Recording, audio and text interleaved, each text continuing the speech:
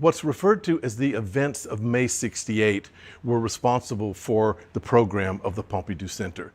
The events of May 68 in Paris involved a series of student demonstrations and student occupation of certain sites. There were times when the students would gather together with certain workers and make a general strike. It actually was happening across France, but it was most intense in Paris.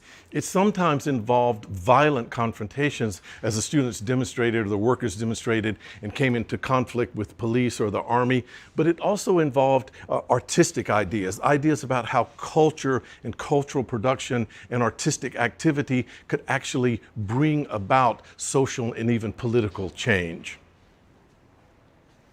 One way of focusing it is to consider the activities of an avant-garde art group called the Situationist International.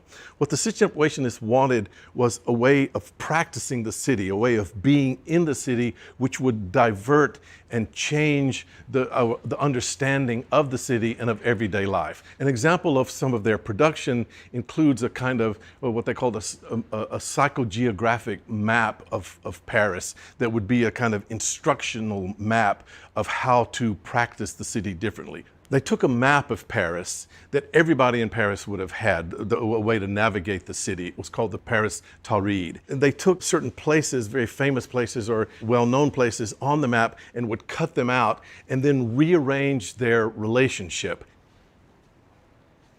As you can see in the photograph here of the poster, they would then mark these connections, reconnect the pieces with little red arrows that they call plaques tournantes. A plaque tournante is like a rotating table or like a turntable that would reorient locomotives and trains and things like this. But the idea here is that through this new way of practicing the city, you would take the different moods of different parts of the cities, the different atmospheres, the different sort of attitudes that one experiences as you move through the city, and you would try to reconnect them and reorder them, to detour them, to divert them, and create new attitudes, new experiences of the city. The events of May 68, the student occupation, the student demonstrations, were for the Situationists a kind of paradigm for a new kind of cultural production, for a new way of practicing urban space, new spatial, sort of alternatives of spatial practice. And indeed, the students themselves produced posters, slogans, new forms of art. Here are some examples of the slogans. This one, sous le pave, la plage, that is underneath the pavement, underneath the paving stones is the beach. And this was the idea that if you dug up the cobblestones, if you dug up the paving stones of the street and threw them through the windows of the university, that eventually you would uncover a new territory. You would uncover a beach in the very center of Paris. So it has this idea of uncovering a new place for leisure or performance, but also a beach from which could be launched a kind of new cultural attitude. Or this one, il est interdit d'interdire de dire. You can't do that in English. Yeah, you could do it in English. It is forbidden to forbid bidding. It is forbidden to forbid speech, would be another example. Now, while Paris was the center of this kind of attitude, of course, it happened to other places. In the United States, also around the summer of '68, the demonstrations against the Vietnam War, the demonstrations for civil rights, were very, very similar to the events of May '68 in Paris.